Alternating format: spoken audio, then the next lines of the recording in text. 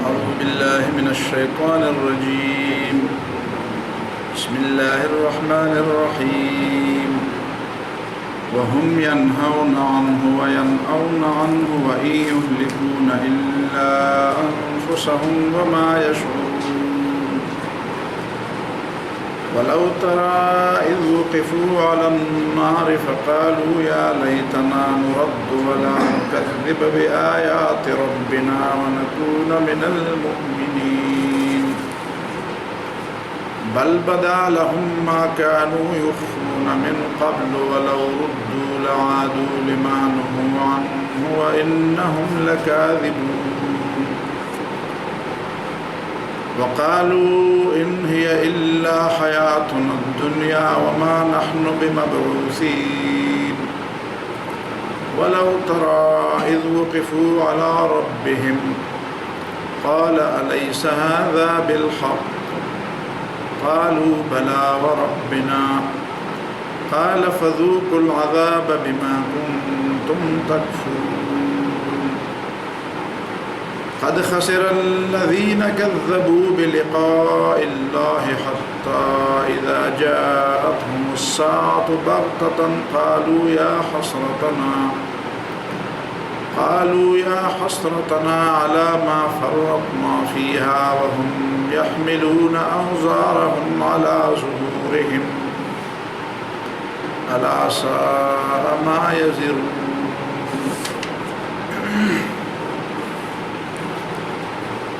گزشتہ آیات میں منکرین اور نہ ماننے والوں کے دو گروہوں کا تذکرہ تھا. کچھ لوگ وہ تھے جو اللہ پر جھوٹ باندھنے والے اور بالکل مکمل انکار کرنے والے تھے. ومن اظلم ممن افترى على الله كذبا. اور یہ بڑے ظالم لوگ تھے جو اللہ پر جھوٹ باندھتے تھے اور اللہ کی آیات کی تکذیب کرتے تھے. تو ان کی اخروی کیفیت کی ایک جھلک پیش کی گئی. وَيَوْمَ نَحْشُرُهُمْ جَمِيعًا ثم نقول للذين اشركوا اين شركاؤكم الذين كنتم تزعمون. قیامت کے دن ان کا جھوٹ ہوا ہو جائے گا، ان کے دلائل ان سے گم ہو جائیں گے. ثم لم تكن فتنتهم الا ان قالوا والله ربنا ما كنا مشركين. ان کو جھوٹ کے علاوہ اور کوئی سہارا نہیں ہاتھ آئے گا.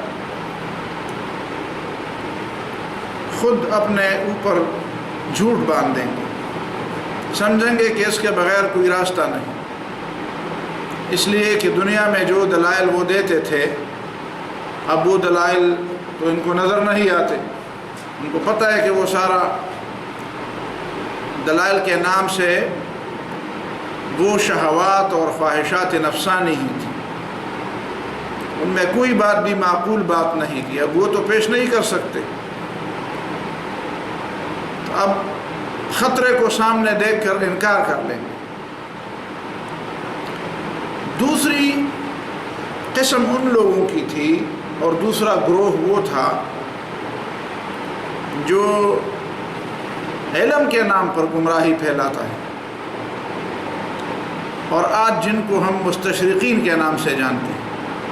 یہ ان کی باقیات ہیں جو قرآن اور سنت کا علم تو حاصل کرتے ہیں لیکن ان کے پلے کچھ بھی نہیں پڑتا. قرآن اور سنت کا علم یہ جس نیت سے حاصل کرتے ہیں وہ نیت ہدایت کی نیت نہیں ہوتی. وہ اسی میں وہ اسباب ڈھونڈتے ہیں کہ مسلمان اس علم کو کس انداز سے لیتے ہیں اور یہ دلائل جو قرآن اور سنت کے اندر بیان ہوئے ہیں یہ انسانی دل پر کس کس انداز سے اثرات اپنے چھوڑتے ہیں اور مسلمانوں کی کن کن کمزوریوں کو اس میں نشان زد کیا گیا ہے. تاکہ وہ ایک تو وہ دروازے بند کر دیں جن دروازوں سے قرآن اور سنت کے دلائل ان کے دلوں میں اتر رہے ہیں، اور دوسری طرف مسلمانوں کی ان کمزوریوں سے فائدے اٹھائیں کہ جن کو دور کرنے کے لیے قرآن اور سنت ان کی طرف رہنمائی کر رہا ہے۔ وَهُمْ يَنْهَوْنَ عَنْهُ وَيَنْأَوْنَ عَنْهُ، یہ بات پہلے بھی گزر چکی ہے کہ رسول اللہ صلی اللہ علیہ وسلم کے زمانے کے کفار یہ جاہلیت کے علمبردار تھے، جاہلیت کے سرخیل تھے، اس لیے کہ وہ صرف جاہلیت ہی کے علمبردار تھے اور جاہلیت کے ساتھ چمٹے ہوئے تھے۔ وہ سمجھتے تھے کہ اگر جاہلیت کو ہم نے چھوڑ دیا اور اس کی مدد ہم نے نہ کی تو جاہلیت دنیا سے مٹ جائے گی، اس لیے وہ جاہلیت ہی کی بقا کے لیے مرنے مارنے پر تلے ہوئے تھے۔ اب ان کی ایک اندرونی کمزوری کی بات ان آیات میں، اور آج جو آیات ہم نے پڑھی ہیں ان سب آیات میں ان کی ایک اندرونی دلی کیفیت، بلکہ ایک دو کیفیات کا تذکرہ ہے۔ پہلی کیفیت یہاں بیان ہوئی ہے کہ دیکھو ان کا عمل تو یہ ہے کہ وَهُمْ يَنْهَوْنَ عَنْهُ وَيَنْأَوْنَ عَنْهُ، یہ لوگ جو دونوں قسم کے کفار ہیں، سمجھنے والے یا بالکل ان پڑھ، ان دونوں قسم کے کفار يَنْهَوْنَ عَنْهُ لوگوں کو اس حق سے روکتے ہیں، حق سے روکتے ہیں، وَيَنْأَوْنَ عَنْهُ اور خود بھی اس سے دور رہتے ہیں، نہ خود اس کے قریب جاتے ہیں نہ اس کے قریب کسی کو جانے دیتے ہیں، دوسرے لوگوں کو اس لیے منع کرتے ہیں کہ وہ سمجھتے ہیں کہ اگر ہمارا جوان طبقہ اس چیز کو سن لے تو پھر ہمارے ہاتھ سے نکل جائے گا، یہ لوگ پھر ہمارے نہیں رہیں گے، اور خود بھی جانتے ہیں کہ اس قرآن کے اندر، اس حق کے اندر ایک مٹھاس ہے، اس کے اندر ایک خوبی ہے، اس کے اندر ایک حلاوت ہے، ایک لطف ہے، تو اس لطف کو ظاہر ہے کہ وہ یہ سمجھتے ہیں کہ یہ چیز ایک دفعہ ہمارے اوپر اثر انداز ہوگی، کسی وقت یہ اپنا اثر دکھائے گی، تو يَنْأَوْنَ عَنْهُ دور دور سے اس کو دیکھتے، قریب نہیں آتے۔ اس میں دو باتیں پیش نظر رہیں۔ پہلی بات یہ ہے کہ کبھی مسلمانوں نے کسی مسلمان کو غیر مسلموں کی کسی کتاب کو دیکھنے یا ان کی باتیں سننے سے منع نہیں کیا۔ مسلمان جتنے بھی اہل علم ہیں انہوں نے غیروں کے علوم کو سمجھا بھی، ان پر اعتراضات بھی کیے، ان کا پوسٹ مارٹم بھی کیا۔ ہمیں اس سے کیا ہے، ایک آدمی جب روشنی میں ہوتا ہے اسے تاریکی سے کیا ڈر ہے؟ ڈر تو ان لوگوں کو لگتا ہے جو روشنی میں نہیں، جو تاریکی میں ہیں۔ وہ سمجھتے ہیں کہ اگر لوگوں نے روشنی دیکھ لی تو پھر ظاہر ہے کہ وہ تاریکی پر کیسے راضی ہو جائیں گے۔ دوسری بات یہ ہے کہ حق کے مخالفین کی بات اسی لیے غلط ہے کہ وہ حق کے قریب آئے نہیں ہیں،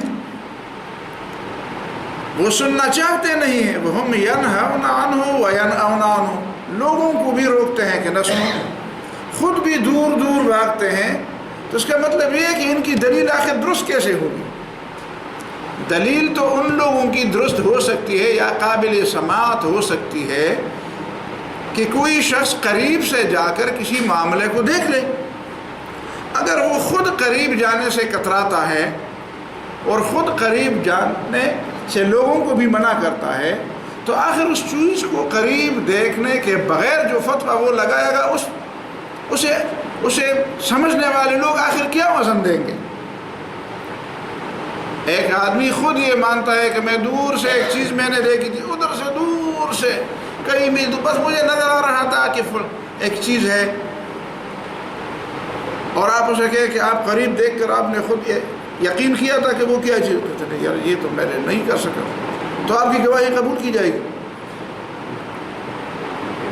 کسی چیز کے بارے میں خاص کر اس کا انکار کرنے کے لیے اور اس کو غلط ماننے یا غلط سمجھانے کے لیے یا غلط قرار دینے کے لیے کم از کم اس کے قریب جانا، اس کے پورے تمام پہلوؤں کو سمجھنا ضروری ہے۔ وَهُمْ يَنْهَوْنَ عَنْهُ وَيَنْأَوْنَ عَنْهُ. اور یہ جو گزرے ہوئے دو طبقے تھے، ان میں سے پہلا طبقہ تو بالکل قریب نہیں آتا تھا، اور دوسرا طبقہ اگر قریب آتا تھا تو انہوں نے خود اپنے دلوں کے اور اس قرآن کے درمیان کئی بڑی بڑی اونچی اونچی دیواریں چن لی تھی. ظاہر ہے کہ ایک شخص کوشش یہ کرتا ہے کہ میں قرآن کو اگر سنوں بھی تو وہ میرے دل پر اثر انداز نہ ہو، بلکہ میں دیکھوں کہ اس میں کون کون سی، کتنے لوگ ہیں جو کئی چیزوں کو دیکھتے ہیں لیکن وہ ان پر اثر انداز نہیں ہوتی، اس لیے کہ انہوں نے خود اپنے دل کے دروازے اس کے لیے بند کیے ہوتے ہیں. تو یہ ان کی دو کیفیتوں کا ذکر ہے. پہلی کیفیت یہ ہے کہ وہ ڈرے ہوئے لوگ ہیں، دور بھاگتے ہیں اور سمجھتے ہیں کہ اگر ہم قریب چلے گئے تو یہ چیز ہمارے اوپر اثر انداز ہو. اس کا مطلب ہے کہ وہ دل سے تسلیم کرتے ہیں کہ یہ ایک مؤثر کلام ہے، یہ ایک پر تاثیر کلام ہے، اس کے اندر دلائل ہیں، اس کے اندر ایک اعجازی شان ہے. یہ کسی کو اس طرح چھوڑتا نہیں، بس اب دل کو اپنے قبضے میں لے لینے والی چیز ہے، اس لیے وہ اس سے دور بھاگتے ہیں. اور دوسری بات ان کی یہ ہے کہ یہ جو قرآن کے بارے میں، اس پیغمبر کے بارے میں، اس حق کے بارے میں ان کا جو رویہ ہے، ان کے جو اعتراضات ہیں، جو تکذیب یہ کرتے ہیں، جو اعتراضات اٹھاتے ہیں، وہ سارے کے سارے غلط ہیں، اس لیے کہ انہوں نے قریب اس چیز کو دیکھا نہیں. اور تیسری بات بھی وہ یہ کہ وہ زور اور زبردستی سے کام لیتے ہیں، دلیل سے کام نہیں لیتے. ان کے پاس صرف زور ہے. اب چونکہ ان کا زور چلتا ہے، لوگ کہتے ہیں نہ سنو اس بات کو، قریب نہ جاؤ. تو زور اور زبردستی، دلیل کے مقابلے میں زبردستی وہ کرتے ہیں جن کے پاس دلیل نہیں ہوتی. دلیل کے مقابلے میں زبردستی وہ کرتے ہیں جو خود سمجھتے ہیں کہ ہمارے پاس دلیل نہیں. تو یہ تین باتیں، وَهُمْ يَنْهَوْنَ عَنْهُ وَيَنْأَوْنَ عَنْهُ وَهُمْ يَنْهَوْنَ عَنْهُ. اور یہ لوگ خود لوگوں کو، ان کے جو سردار ہیں، ان کے جو بڑے ہیں، يَنْهَوْنَ عَنْهُ، اس حق سے لوگوں کو منع کرتے ہیں. وَيَنْأَوْنَ عَنْهُ، نَآ يَنْآ، نائی، نائی کا معنی بعید، نائی بعید، دوسرے لوگوں سے بول، نَآ يَنْآ وَيَنْأَوْنَ عَنْهُ، اور لوگوں کو بھی اس سے دور بھگاتے ہیں، دور رکھنے کی کوشش کرتے ہیں. تو یہ سمجھتے ہیں کہ اسی ذریعے سے ہم غالب آ جائیں گے، اسی سے ذریعے سے ہم کامیاب ہو جائیں گے. وَمَا يُهْلِكُونَ إِلَّا أَنفُسَهُمْ. اور یہ صرف اپنے آپ کو تباہ کر رہے ہیں، صرف اپنے آپ کو تباہی میں ڈالتے ہیں. وَإِن يُهْلِكُونَ، اور یہ تباہی میں نہیں ڈالتے سوائے اپنے آپ کو. دوسرے لوگوں کو تباہ نہیں، اپنے آپ کو تباہ کرتے. ظاہر ہے کہ اپنے قوم کو اور اپنے زیر دست لوگوں کو حق سے منع کرنا خود اپنے آپ کو تباہ کرنا ہے. وما يشعرون، اور یہ شعور بھی نہیں رکھتے، اس بات کا شعور نہیں رکھتے کہ ہم خود اپنے پاؤں پر کلہاڑا مار رہے ہیں، خود غلطی کر رہے ہیں، خود اپنا نقصان کر رہے ہیں. وَلَوْ تَرَى إِذْ وُقِفُوا عَلَى النَّارِ. پھر ان کی ایک کیفیت، پھر دیکھیں نا، ان آیات میں ہمیشہ یہ ہوتا ہے، پہلے بھی 2 دفعہ ایسا ہوا کہ جب دنیا میں کچھ لوگوں کے غلط کرتوتوں کی بات کی جاتی ہے تو فوراً ساتھ ہی آخرت کی ایک جھلکی دکھائی جاتی ہے. اس کا مطلب یہ ہے کہ ان آیات میں 3 دفعہ ہم نے ابھی تک پڑھا کہ قرآن اس دنیا اور آخرت کو بالکل ایک ہی چیز کے 2 مرحلوں کے طور پر پیش کر رہا ہے. مثال کے طور پر صبح کے وقت یہ ہوا تو شام کے وقت یہ ہوا، شام کے وقت یہ ہوا تو صبح کے وقت یہ ہوا. بالکل یہ ایک زندگی کے 2 مرحلے ہیں. جب یہ ینہون عنہ وینأون عنہ، ابھی تو یہ کرتے ہیں، وَإِن يُهْلِكُونَ إِلَّا أَنفُسَهُمْ، اپنے آپ کو تباہی میں ڈالتے ہیں. وَلَوْ تَرَى إِذْ وُقِفُوا، اگر تم دیکھتے کہ جب وہ جہنم کے کنارے کھڑے ہیں، تو اس کا مطلب یہ ہے کہ یہ دنیا اور یہ آخرت بالکل ایک دوسرے کے ساتھ جوڑتے ہیں. لوگوں کی بڑی غلطی یہ ہے کہ وہ دنیا اور آخرت کے درمیان بہت بڑا فاصلہ سمجھتے ہیں کہ نہیں، یہ بہت بڑے فاصلے کی بات ہے، بہت دور کی بات ہے. ہیہات لما توعدون، بہت دور کی باتیں ہیں، بہت دور کی باتیں ہیں. قرآن کہتا ہے دور کی باتیں نہیں ہیں، ایک دوسرے کے ساتھ بالکل جڑی ہوئی ہیں. جس طرح عمل اور رد عمل ایک دوسرے کے ساتھ جڑے ہوتے ہیں. جس طرح کوئی عمل اور اس عمل کا نتیجہ ایک دوسرے کے ساتھ جڑا ہوتا ہے، اسی طرح دنیا اور یہ آخرت اپنے ایک دوسرے کے ساتھ یہاں پہ عمل کیا اور فوراً اس کا رد عمل ادھر پہ ظاہر ہوا. وَلَوْ تَرَىٰ إِذْ وُقِفُوا عَلَى النَّارِ، اور اگر تم دیکھے، نبی صلی اللہ علیہ وسلم کو فرمایا جا رہا ہے، اور اگر تم دیکھتے اذ وقفوا علی النار، جب یہ لوگ جہنم کے کنارے کھڑے ہوں گے، کھڑے کیے جائیں گے، جب یہ لوگ جہنم کے کنارے کھڑے کیے جائیں گے. دیکھیں ایک طرف تو جہنم میں ڈالے جائیں گے، لیکن ڈالے جانے سے پہلے ان کو جہنم کے کنارے کچھ دیر کے لیے کھڑا کیا جائے گا. وہ جو کہتے ہیں نا، عربی میں ایک مشہور مثال ہے، الانتظار اشد من الموت. تو اس کی بہترین تعبیر یہی ہے کہ انتظار الموت اشد من الموت، اس کو مخفف کیا گیا ہے. انتظار ہمیشہ موت سے زیادہ سخت چیز نہیں ہوتی، البتہ موت کا انتظار موت سے زیادہ سخت ہے. مطلب موت آ جائے تو ٹھیک ہے، بس اب کیا بار بار پھانسی لٹکائی جاتی ہے، پھر کہتے ہیں پھر پھانسی، پھر کہتے ہیں کہ نہیں، پھر کہتے ہیں اتنے دن، کتنی مرتبہ پھانسی مل گئی. تو ان لوگوں کو جہنم میں ڈالنے سے پہلے جہنم کے کنارے ہے تاکہ وہ دیکھ لے کہ وہ کون سی چیز ہے جس کے تم اس میں جا رہے ہو، وہ کیفیت. وَلَوْ تَرَىٰ إِذْ وُقِفُوا عَلَى النَّارِ، اور اگر تم دیکھتے جب وہ جہنم کے کنارے کھڑے کیے جائیں گے، فقالوا، تو یہ کہیں گے، یا لیتنا نرد، کاش ہمیں واپس بھیج دیا جاتا. وَلَا نُكَذِّبَ بِآيَاتِنَا، اس حال میں کہ ہم تکذیب نہ کرتے. کاش ہمیں واپس کیا جاتا اس حالت میں، دنیا میں ہمیں واپس کیا جاتا ایسی حالت میں کہ ہم تکذیب نہ کرتے بِآيَاتِ رَبِّنَا، اپنے رب کی آیات کو ہم نہ جھٹلاتے. وَنَكُونَ مِنَ الْمُؤْمِنِينَ، اور اس حالت میں کہ ہم مومنوں میں سے ہو جاتے.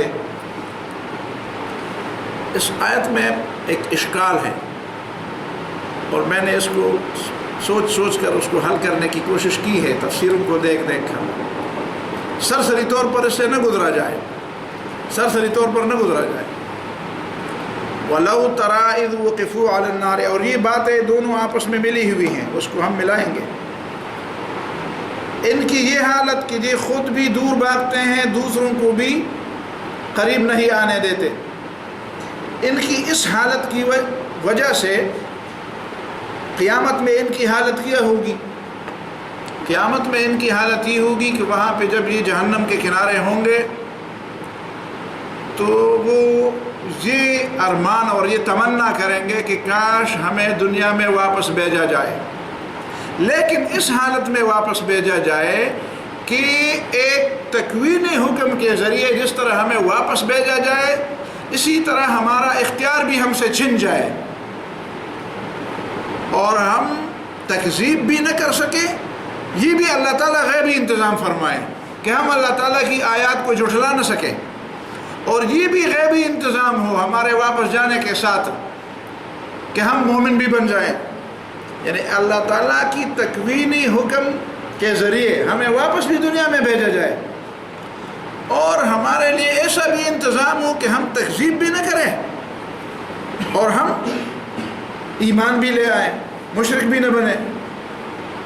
یہ باتیں وہ کیوں کہتے ہیں؟ اسی لیے کہتے ہیں کہ بعد کی آیت میں فرمایا جاتا ہے کہ بل بدا لہم ما کانوا یخفون من قبل، ایسی بات نہیں ہے. یہ جو تمنا کرتے ہیں اس کی وجہ بات ایسی نہیں ہے کہ ان کو واپس بھیجا جائے گا اور ان سے تکذیب اور جھٹلانے کی قوت بھی سلب کر لی جائے گی اور ان کو زبردستی مومن بھی بنایا جائے گا. ایسی بات نہیں. بات کیا ہے اصل میں؟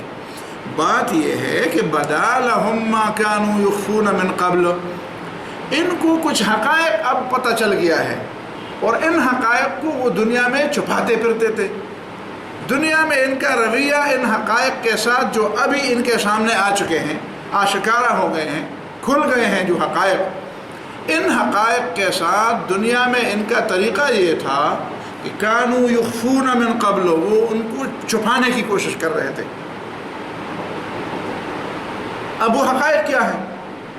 وہ حقائق وہ دو باتیں ہیں جن دو باتوں کی بنیاد پر، اور دو باتیں وہاں پہ ظاہر ہو گئی ہیں، اور ان دو باتوں کی بنیاد پر وہ کہتے ہیں کہ ہماری تکذیب کی قوت ہی سلب کی جائے اور ہمیں زبردستی مومن بنایا جائے۔ دو باتیں وہاں پہ ظاہر ہو گئی۔ پہلی بات یہ ظاہر ہو گئی کہ دنیا میں یہ جو جھوٹ بولتے تھے کہ کوئی عمل کا کوئی رد عمل نہیں، کوئی گناہ کا کوئی اس کی سزا نہیں، کوئی باز پرس نہیں، یہ بات، اور یہ بات کہ ہم جو عمل کرتے ہیں، ہم جو کام کرتے ہیں وہ بالکل درست کام ہے، وہ غلط نہیں کرتے ہم۔ یہ جو لوگوں کو منع کرتے تھے اور خود بھی منع ہوتے تھے، اپنے ذہن میں وہ درست کام کرتے تھے، اگرچہ ان کا ضمیر ان کو بار بار چونکا دیتا تھا، ان کا ضمیر ان کو بار بار ایک آواز دیتی تھی ان کی ضمیر، اور پھر وہ ضمیر ان کو بار بار ان کو ٹوکتا تھا کہ نہیں یہ کام غلط ہے، لیکن اس کو ضمیر کی آواز کو دباتے تھے۔ اب ان کے سامنے اس تکذیب کا اور ان چیزوں کا جو یہ سمجھتے تھے کہ کوئی عمل کا کوئی رد عمل نہیں ہے، کوئی گناہ اور کوئی ثواب کی باتیں نہیں ہیں، وہ بات باوجود اس کے کہ ان کے ضمیر ان کو بار بار ان کو جگاتا تھا، ان کا ضمیر ان کو بار بار کہتا ہے نہیں غلط کرتے ہو، یہ کہتے ہیں کہ چپ رہو یار، ابھی یہ ویسے باتیں ہیں، یہ لوگوں کی پرانی جاہلیت اور پرانی باتیں، ان ھذا الا اساطیر الاولین، اسی وجہ سے ہمارے دلوں میں یہ، ورنہ یہ حقیقت نہیں ہے۔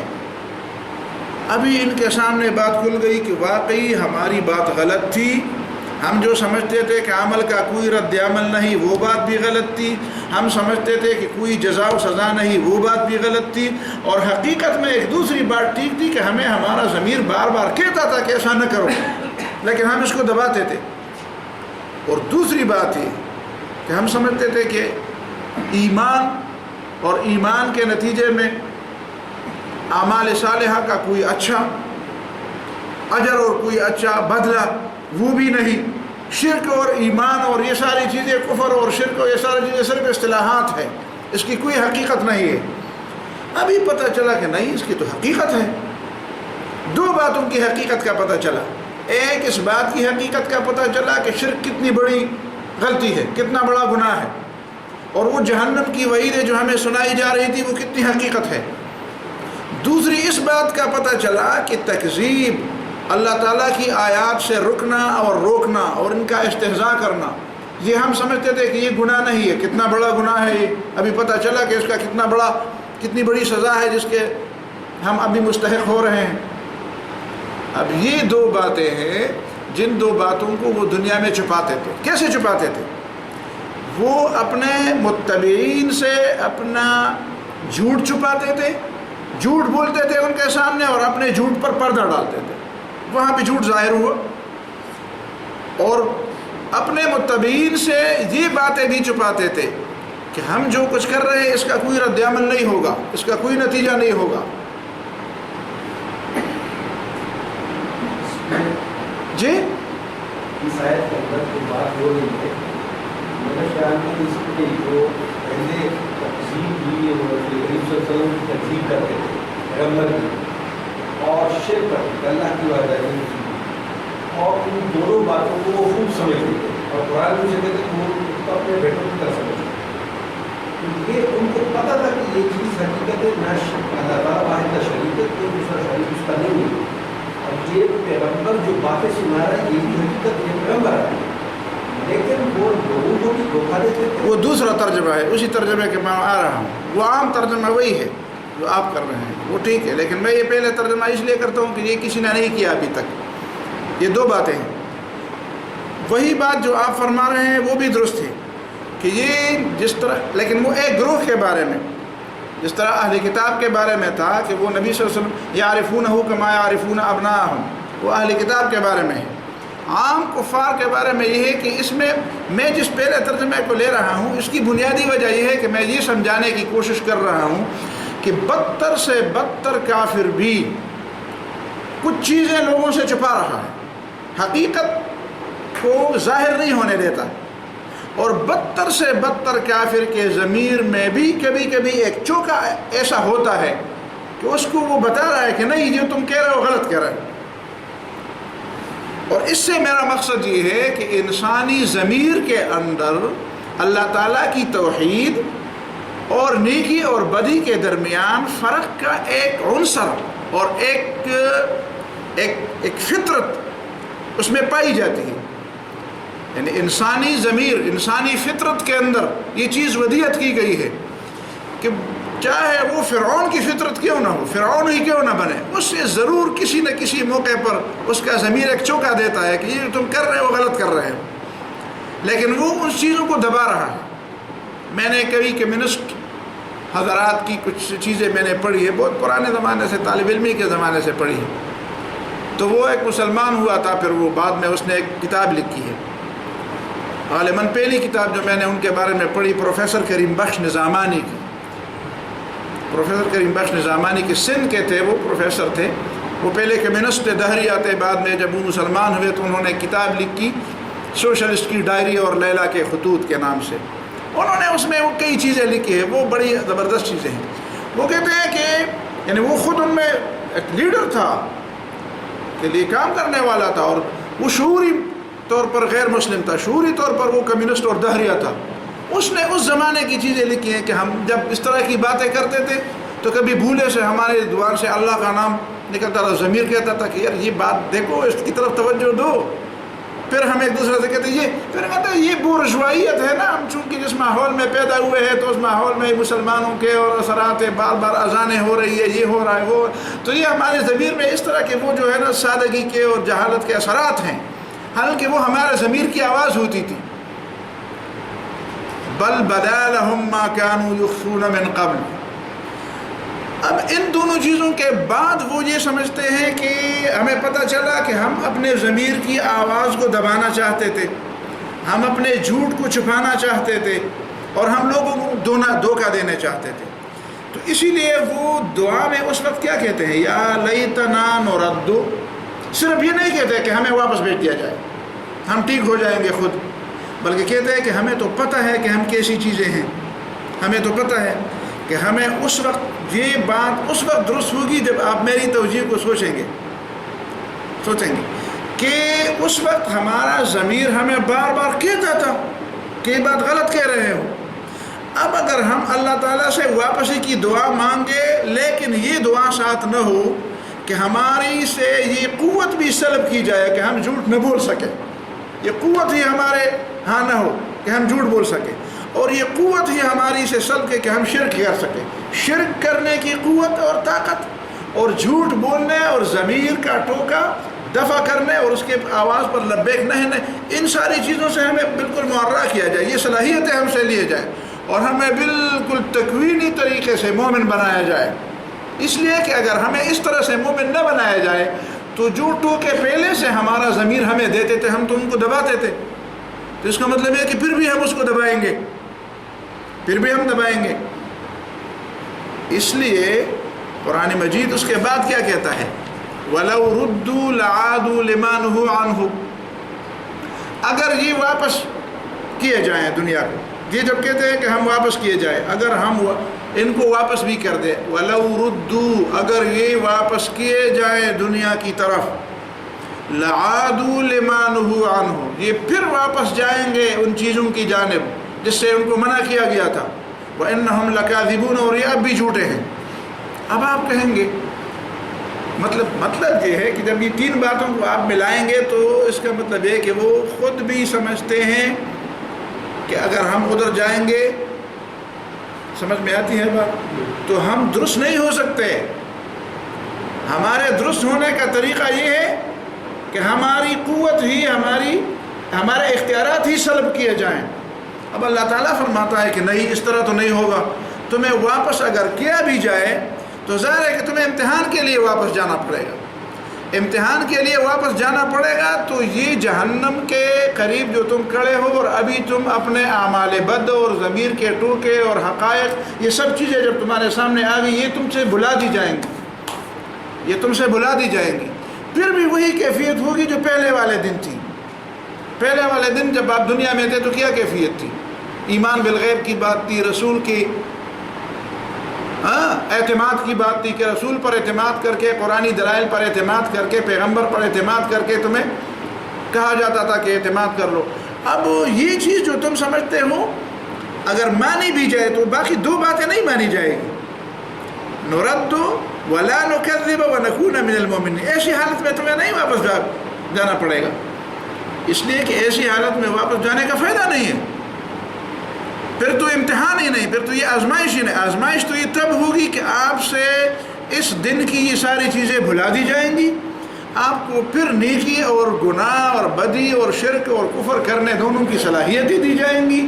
پھر آپ کے سامنے پیغمبر کی بات رکھی جائے گی، اگر ہوگا تو اسی طرح ہوگا، اور اسی طرح ہوگا تو پھر تم وہی کرو گے جو پہلے تم کرتے تھے.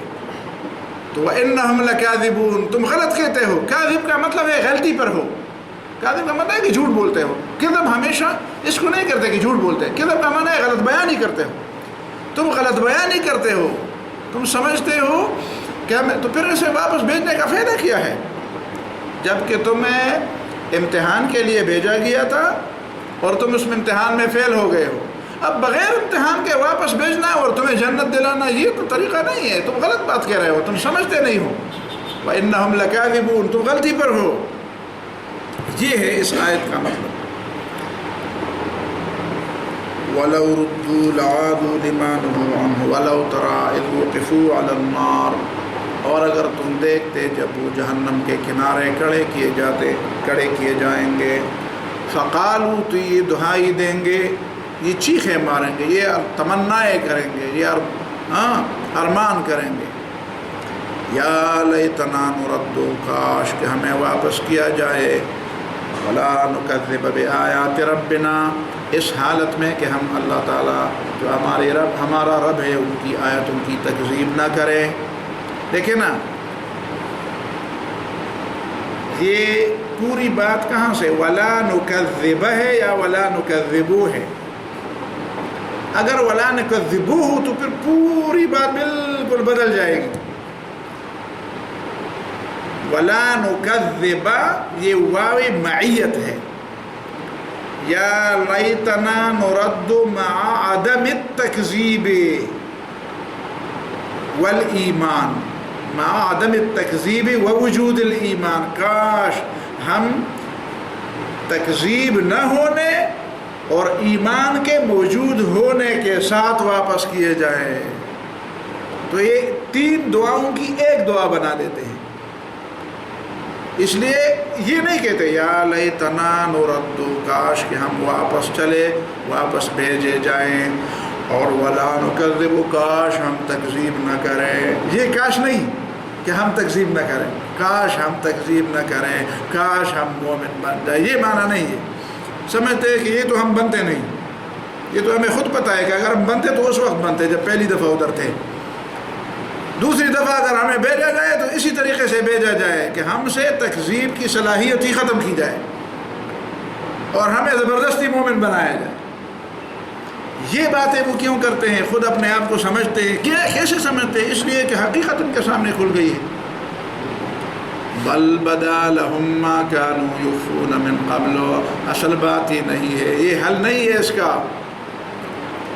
اور یہ طریقہ نہیں ہے اللہ تعالیٰ کا. اصل بات یہ ہے حقیقت ان کے سامنے کھل گئی. بدا لهم، کھل گیا ان کے سامنے، ما وہ چیزیں کانوا یخفون من قبل، جس کو وہ چھپاتے تھے اس سے پہلے. حقائق کو چھپاتے تھے، اپنے جھوٹ کو چھپاتے تھے، اپنے ضمیر کی آواز کو دباتے تھے، اور اس بات کو چھپاتے تھے کہ کسی عمل کا کوئی رد عمل نہیں، کوئی جنت کوئی جہنم نہیں، کوئی توحید کوئی شرک، اس میں کوئی فرق نہیں. یہ ساری باتیں، اب یہ دونوں باتیں، عمل اور رد عمل کی بات بھی آ گئی اور شرک اور توحید کا فرق بھی واضح ہو گیا. دونوں باتیں واضح ہو گئی، یعنی عقیدے اور عمل دونوں کی باتیں واضح ہو گئی. وَلَوْ رُدُّوا، اگر ان کو واپس کیا جائے، لَعَادُوا لِمَا نُهُوا عَنْهُ، یہ واپس چلیں گے اس بات کی طرف جس سے ان کو منع کیا گیا تھا. وَإِنَّهُمْ لَكَاذِبُونَ، اور یہ غلطی پر ہے، یہ جھوٹے ہیں، پہلے بھی جھوٹے ہیں، اب بھی جھوٹے ہیں، یا یہ غلطی پر ہیں۔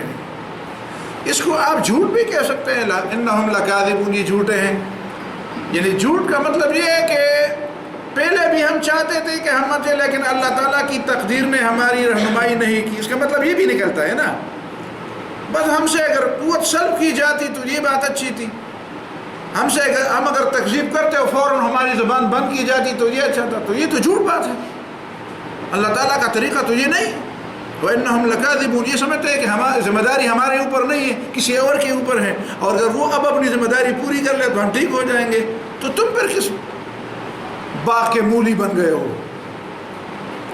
تو مطلب ہے کہ ساری ذمہ داری پر جھوٹ ہے، اس معنی میں کہ یہ ضمن میں یہ بات بتا رہے ہیں کہ ہماری گمراہی کی ذمہ داری ہمارے اوپر نہیں ہے، نعوذ باللہ خدا کے اوپر ہے، کہ جس نے ہماری تکذیب کی قوت سلب نہیں کی۔ ہم جھوٹ بولتے تھے، وہ ہماری زبان بند کر دیتا، ہم شرک کرتے تھے تو وہ ایسے فیصلے کرتا یا ایسا انداز اختیار کرتا کہ ہم شرک نہ کر سکتے، تو تب ہم اچھے بندے بن جاتے۔ تو یہ تو جھوٹ ہے، اس کا مطلب ہے کہ اپنی ذمہ داری خود خدا پر ڈال دیتے ہیں۔ وَقَالُوا إِنْ هِيَ إِلَّا حَيَاتُنَا الدُّنْيَا، اس قالو کا بھی دو طریقے سے، وَلَوْ رُدُّوا لَعَادُوا وَلَوْ رُدُّوا لَقَالُوا، اگر یہ دنیا کی طرف بھیجے بھی جائیں تو لَعَادُوا لِمَا نُهُوا عَنْهُ، ان باتوں کی طرف پھر واپس ہو جائیں گے جن سے ان کو منع کیا گیا تھا۔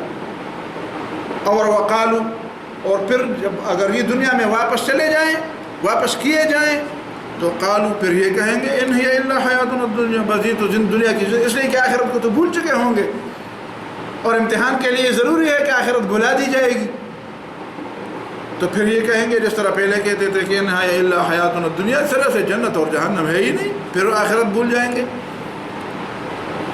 وما نحن بمبعوثین، اور ہم دوبارہ اٹھائے جانے والے نہیں۔ اور اگر اس کا ترجمہ بالکل دوسرے لوگوں کے ساتھ، اس کے ساتھ اس کا تعلق ختم کیا جائے، وقالو، نئے سرے سے کسی اور گروہ کی بات کی جائے، وقالو، ان میں سے کچھ مشرکین ایسے بھی ہیں جو یہ کہتے ہیں ان ہے الا حیاتنا الدنیا، بس دنیا کی زندگی ہی زندگی ہے، وما نحن بمبعوثین، اور ہم دوبارہ اٹھائے جانے والے نہیں ہیں۔ لیکن ولو تری اذ وقفوا علی ربہم، اگر تم ان کو دیکھتے کہ جب وہ اپنے رب کے سامنے کھڑے ہیں، دیکھیں نا دنیا اور آخرت کی بات کتنی قریب ہی رسی سے، بالکل دور کی رسی بھی نہیں، بالکل قریب ہی ایک دوسرے کے ساتھ جڑی ہوئی۔ یہ بنیادی چیزیں ہیں کہ یہ دنیا اور آخرت کی باتیں ایک دوسرے کے ساتھ بالکل قریب ملی ہوئی ہیں۔ یہ جو لوگ کہتے ہیں ان ہی الا حیاتنا الدنیا، اب قرآن اس نظریے کو، دنیا کو آخرت کے ساتھ جوڑتا ہے۔ جو دنیا پرست قسم کے لوگ ہیں وہ دنیا ہی کو سب کچھ سمجھتے ہیں اور آخرت کو ان سے بالکل نکال دیتے ہیں۔ اب یہ دو نظریات صرف عقل صرف کے سامنے پیش کیے جائیں تو عقل صرف کیا کہے گی؟ ایک بات ایک شخص کی ہوتی ہے کہ دنیا کی مثال بالکل ایک غار کی ہے جس میں کچھ ہڈیاں پڑی ہوئی ہیں، اور کچھ لوگ ہیں جو ان ہڈیوں پر ٹوٹ پڑتے ہیں، اور جو پہلا ٹوٹ پڑتا ہے دوسرا اس کی ٹانگ کھینچتا ہے اور کہتے ہیں کہ ابھی اگر مجھے نہیں ملی ہڈی تو بس میں مر جاؤں گا۔ تو وہ معمولی سے معمولی بات پر بھی گزارا کرتا ہے، سجدہ بھی غیر اللہ کے سامنے 10,000 خداؤں کے سامنے سجدے بھی کرتا ہے، لیکن اسے کوئی ہڈی مل جائے، اس لیے کہ وہ سمجھتا ہے کہ یہاں میں برباد ہوا تو میں برباد ہوا، اور جو یہاں پہ کامیاب ہوا وہ کامیاب ہے۔ بس دنیا کی زندگی جو کچھ ہے اسی طرح ہے جو اس غار کے اندر ہے۔ ایک دوسرا شخص ہے وہ سمجھتا ہے او خدا کے بندو، اس غار کے باہر بہت کھلی دنیا ہے، ضروری نہیں ہے کہ یہاں تمہیں کچھ نہ ملے تو برباد ہو جاؤ گے، اس غار میں تو ہم بس چند لمحوں کے لیے آئے ہیں، چھوڑو ان چیزوں کو، اس کے باہر ایک بہت بڑی دنیا ہے جس کی آپ کو پتہ نہیں، جس کے آپ کے تصور میں نہیں آتا، اتنی اس کی وسعت ہے۔ اور یہاں کی خوشی ہمیشہ خوشی نہیں ہے، یہاں کی ناکامی ہمیشہ ناکامی نہیں ہے، یہاں کی کہ درد اور غم ہمیشہ کے غم نہیں، یہاں کا فیل ہونے کا معنی یہ نہیں کہ تم ہمیشہ کے لیے فیل ہو، بلکہ یہاں کے پاس ہونے کا معنی بھی نہیں ہے کہ تم ہمیشہ کے لیے پاس ہو۔ وہ کہتا ہے کہ در حقیقت فیل ہونا اس کو کہتے ہیں جس کے بعد پاس ہونے کا کوئی چانس نہ ہو، اور پاس ہونا اس کو کہتے ہیں جس کے بعد فیل ہونے کا کوئی چانس نہ ہو۔ خوشی حقیقت میں اس کو کہتے ہیں جس کے بعد غم کی کوئی صورت نہ ممکن نہ ہو، اور غم اس کو کہتے ہیں جس کے بعد خوشی کی کوئی صورت نہ ہو۔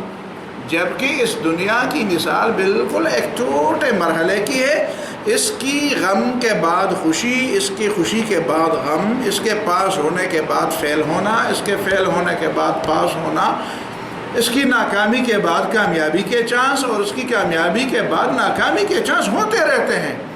لیکن ایک وقت ایسا آنے والا ہے جس کے غم اگر مل جائیں تو اس کے بعد خوشی نہیں ملتی، اور جس کی خوشی اگر مل جائے تو اس کے بعد غم نہیں ملتے۔ وہاں پہ جو پاس ہو جائے اس کو فیل ہونے کا خطرہ نہیں، وہاں جو فیل ہو جائے اس کو پاس ہونے کی کوئی امید نہیں۔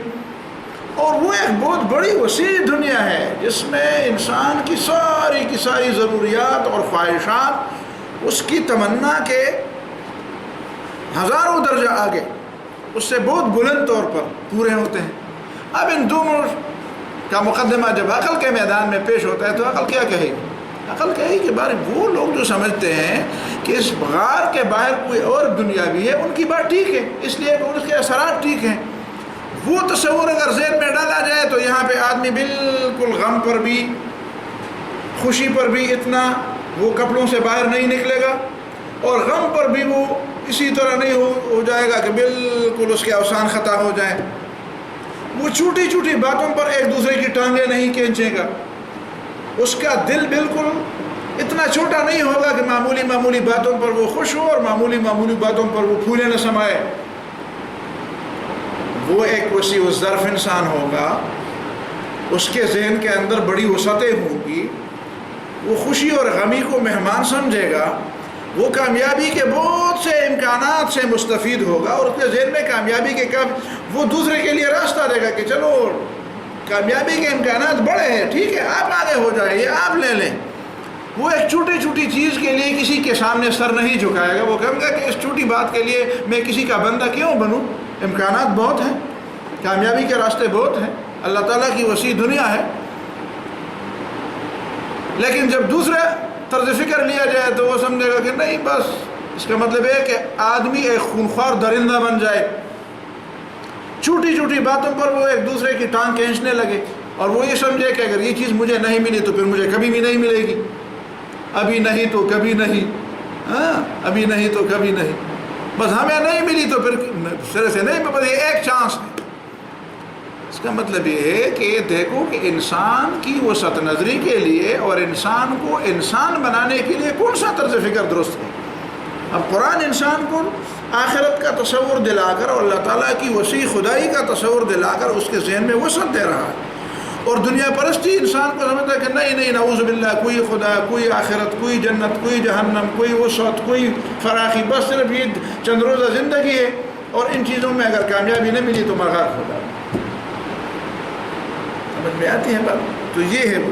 البتہ اس پر دوسرے لوگ اعتراض کرتے ہیں، دوسرے لوگ اس بات پر اعتراض کرتے ہیں کہ تم جب یہ سمجھتے ہو کہ اصل چیز آخرت کی خوشی ہے اور آخرت کی کامیابی ہے اور اللہ تعالیٰ کے ہاں بڑی وسعتیں ہیں، اس کا مطلب یہ ہے کہ تم اس دنیا کو ویران بنانا چاہتے ہو۔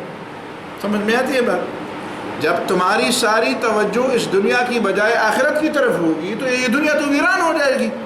اس کا مطلب یہ ہے کہ تمہارا اسلام کا جو عقیدہ ہے، قرآن کا جو عقیدہ ہے، جو جس عقیدے کی طرف تم ہمیں بلاتے ہو، اس عقیدے کا مطلب یہ ہے کہ دنیا کی بنسبت ساری کی ساری توجہ آخرت کی طرف ہو جائے، اور دنیا کو بالکل لات ماری جائے، اور دنیا بالکل ایک جنگل بن جائے، ایک صحرا بن جائے، اس میں کوئی تعمیر نہ ہو، کوئی آبادی نہ ہو، کوئی ایسی چیزیں نہ ہو جو پائیدار قسم کی ہو، کوئی ایسی چیزیں نہ ہو جو سہولت کے لیے ہوں۔ یہ اعتراض لوگ کرتے ہیں کہ تمہاری اس دعوت کا مطلب یہی ہے، ورنہ تم کیسے سمجھتے ہو کہ دنیا کے مقابلے میں آخرت کی؟ اب یہ اعتراض ان لوگوں کی اس غلط فہمی پر مبنی ہے کہ نعوذ باللہ اسلام بھی رہبانیت کی دعوت دیتا ہے، حالانکہ یہ رہبانیت کی بنیاد پر یہ اعتراض کیا جا سکتا ہے، اسلامی تعلیمات کی بنیاد پر یہ اعتراض نہیں کیا جا سکتا۔ اسلامی تعلیمات رہبانیت اور ترک دنیا کی نہیں ہے، ترک دنیا کی وہ تو عیسائیت کی تعلیمات ہیں، رہبانیت کی تعلیمات ہیں۔ وہ تعلیمات جو بدھوں کے، جو ہندوانہ، ان لوگوں کے جو کہتے ہیں کہ نہیں یہ دنیا اور آخرت اور روح اور جسم آپس میں لڑنے والی چیزیں ہیں، ان دونوں کا آپس میں تضاد ہے. اسلام تضاد کی تعلیم نہیں دے، اسلام تضاد اس کی تعلیم نہیں دیتا کہ دنیا اور آخرت میں تضاد ہے. کہتے ہیں یہ ایک زندگی کے دو مرحلے ہیں. مزرعۃ الآخرہ، ایک مزرعہ ہے، ایک بونے کی جگہ ہے، دوسری کاٹنے کی جگہ ہے، دونوں آپس میں ملے ہوئے ہیں. اسلام صرف ترجیح کی بات کرتا ہے کہ جب دونوں کا مقابلہ ہو تو آپ نے آخرت کو ترجیح دینی ہے، ترجیح دینی. اسلام تو امر بالمعروف اور جہاد فی سبیل اللہ اور ادائی حقوق کی بات کرتا ہے. اب حقوق العباد کی ادائیگی کی بات ہوگی تو دنیا کیسے ہوگی؟ دنیا جنگل ہوگی.